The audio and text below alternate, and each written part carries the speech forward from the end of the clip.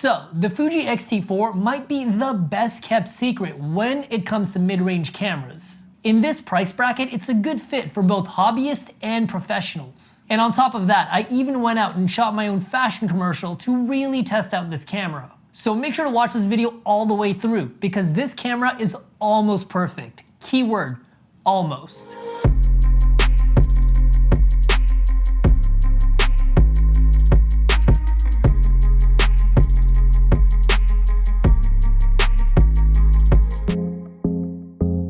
By the way, if you're new to the channel, my name is River. I'm a professional director and cinematographer, and on this channel, we talk about anything and everything to do with camera gear, plus teaching you guys how to take better photos and videos. So if you're into that, make sure to subscribe to the channel, and all of the products that we talk about today, I'll make sure to leave a link down below. Let's get into the video. So first things first, this camera has a 26 megapixel sensor, APS-C size, or for my video kids out there, it's a super 35mm sensor. But honestly, the megapixel count on this sensor really does not do it justice. This is probably one of the cleanest and most beautiful sensors I've ever seen. I own a $40,000 RED camera, and I have to say, this camera would be my second choice if I couldn't shoot on my RED anymore. Because what really sets this camera apart is mainly the cinematic color science. Basically, anything that comes out of this camera has a really organic, filmic look to it. And the highlight roll-off on this is gorgeous. This camera definitely does not look like a $1,500 or $1,600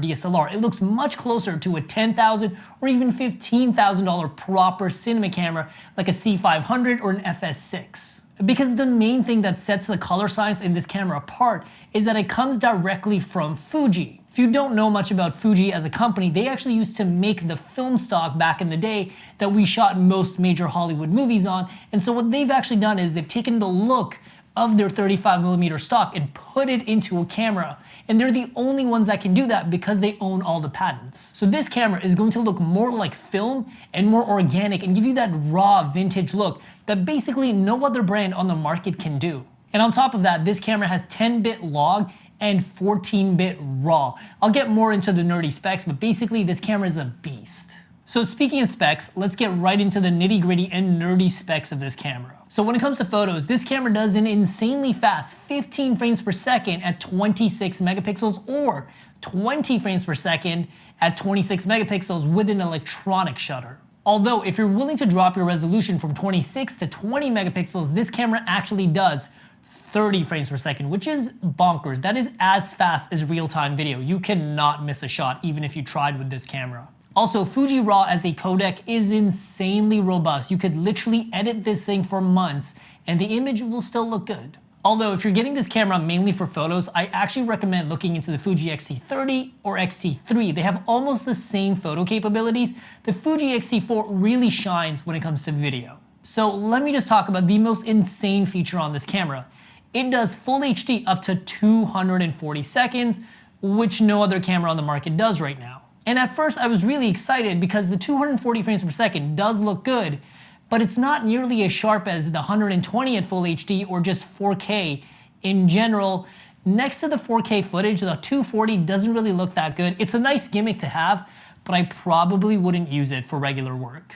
And I have to say, the full HD image out of this camera is very, very nice. However, the feature that I was most excited for in this camera was actually the 4K. To be more specific, I was really excited about the 4K 60 frames per second in this camera because most cameras, when you go into 60 frames per second mode for slow motion, the camera will crop. And this is the first camera that I've seen that does a very, very tiny crop, like you really don't see it. So you get almost the full sensor at 4K 60 with those gorgeous Fuji colors, and I have to say, it looks really good. And if that wasn't enough, this camera does one of the coolest things ever. It does 420 10-bit color internally and 422 10-bit color externally. When the Fuji X-T4 came out, most cameras were still shooting 8-bit color, and it hasn't been until the R5 or the Canon R6 or the A7S III came out that cameras started doing 10-bit internally. This camera was doing 10-bit before everybody else. And if that wasn't enough, this camera does another thing. It lets you shoot 200 megabits per second or 400 megabits per second internally. Normally, you have to buy a $10,000 or $15,000 cinema camera. This is the only camera at this price point on the market that will let you get such a robust professional image for this price point. And if you think about it, this camera really has the same horsepower, frame rates, and specs as something like the Canon R5, R6, or A7S III, but it just has a smaller sensor, therefore it costs less, but again, it costs about half those cameras. And if you're a professional or a serious hobbyist, you already know that spending a ton of money on a camera does not mean you're going to get great results. And if you're interested in being paid to buy a camera that would normally cost you thousands of dollars, I've got some really good news for you. So a lot of you guys probably know me as the guy from YouTube that reviews cameras, but what most people don't know is that I'm also a director and cinematographer that's been working in the industry for many, many years. I've even worked with brands like Nike, Lululemon, Sephora, Canada Goose, and I've even shot award-winning music videos and films. And on top of all of that, I've even helped a ton of my coworkers and friends turn their casual interest in photography and video into a high-paying side hustle. And some of them even turned their side hustle into a full-time income. So naturally, I wanted to show my YouTube audience step by step how to take your mid-level or beginner camera and use that to generate a side hustle income with my new course, Side Hustle Pro. And I know what you're going to say because I hear it all the time. People are always afraid that they can't make money doing something they enjoy, either because they don't have the time, they don't have the money, or they just don't have the skill set to land high-paying clients. So I made this course exactly for those people. Someone who doesn't want to quit their full-time job right now or ever, but they want to make a few $1,000s a month just working on the weekends. This is for the person that has a casual interest in photography and video and wants to learn how to make professional level content so that they can start making money on the side with high-paying clients. In this course, I'm going to take you through the full process of learning how to use your camera to learning how to land your first few clients. I'm going to show you how to absolutely master every technical aspect of your camera and get every single setting dialed in perfectly. And then I'm going to share every single creative secret that gets you a high-end professional look that you need to get high-paying clients. But most importantly, I'm going to show you how to find, create, and maintain relationships with high-paying clients that are going to pay you several $1,000s a month. And I'm going to show you how to do this without having to dedicate full-time hours. And for those of you interested in turning your side hustle into a full-time career, I've included the Pro Focus module. In this module, we're going to cover things like music videos, commercials, photography, but most importantly, we're going to cover how to make money on YouTube. Because let's be honest, everybody wants to learn how to make money on YouTube. And for every single category, I'm going to bring in an actual expert with a thriving career that's going to show us step by step how they were successful in that niche. So if you're interested in learning how to make a few $1,000s a month through side income, make sure to check out the link down below to the Side Hustle Pro course. And for anybody that signs up through the link down below, will actually get my cinematic LUTs and Lightroom presets for absolutely free. So make sure to check out the link down below. Let's get back into the video. So next, let's talk about the key things that actually affect your experience when you're shooting with this camera. We already know this camera has a gorgeous image, but what about autofocus, image stabilization, and the actual design of this camera? Is it actually a camera that's easy and fun to use? So let's talk about the built-in image stabilization, and I have to say, I was pretty impressed. It's hard to compare it to Canon and Sony because how do you really compare image stabilization? But in my opinion, even when I was doing walking shots or fast movement, the camera always had a very floaty and stable feel to it. It never had any sort of jitter. And when it came to autofocus, I was also very, very happy. Now, it's not going to have amazing autofocus like the Canon cameras or Sony cameras, but I would still say it's very, very close. In the fashion project that I shot, I constantly found myself moving with my model, having the camera go in and out, and I always found that the camera did a very good job tracking focus, and it never really hunted for focus, and you could never really tell that it was racking focus. All of the focus pulls with this camera are very, very organic. Now, one thing that I have to mention is that the quality of your focus pulls will depend on how nice of a lens you're using.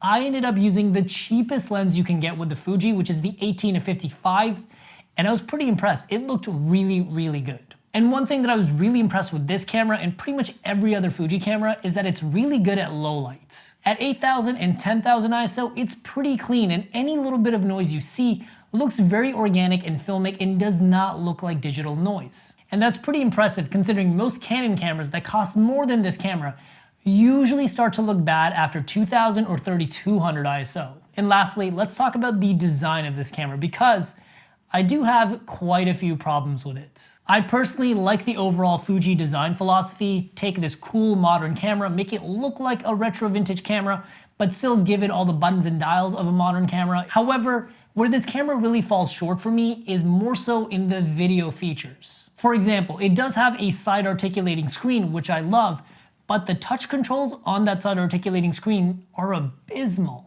I personally would have loved to see the ability to control the entire camera through just the touchscreen. And while this camera does have touch autofocus, I'm upset that I can't control any of the menus or really have more capabilities. It would have been really nice to see on this camera. However, one thing that I love about this camera is that the physical buttons and dials on this camera are super easy to use. There's a separate knob for ISO, a separate knob for shutter, a separate dial for aperture. Literally everything is just in the right place. The ergonomics on this camera are fantastic. However, the menus are still very cumbersome. They're similar to Sony menus. They kind of take a while to figure out. And one thing that I absolutely hated about this camera is the fact that it does not have an input for an external microphone without using a dongle. This camera mainly uses USB Type-C, so if you want to plug in an external microphone, you have to use a USB Type-C dongle. However, there is a bright side to this camera. The battery is excellent. In my experience, the battery lasted just as long as the Canon LP6 batteries or the brand new Sony upgraded batteries.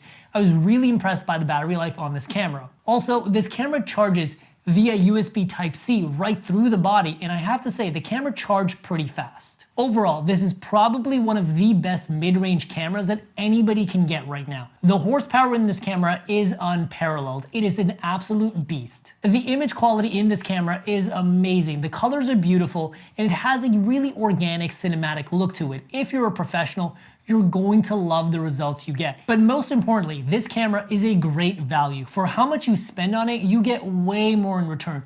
This is probably one of the best deals, even if you buy this camera brand new. So whether you're a YouTuber, content creator, a cinematographer that shoots commercials and music videos, I absolutely recommend this camera. The only people that I would not recommend this camera to is someone that does corporate work or someone that just produces content that doesn't really care about what their image actually looks like. For you guys, you could probably spend less money and get something cheaper. Well guys, that's pretty much it. If you enjoyed this video, make sure to leave a like, and if you loved it, smash that subscribe button to see more of my content. And if you want to learn how to make a few $1,000s a month of side income, make sure to check out the link down below for the Side Hustle Pro course, and I will see you guys in the next video. Peace.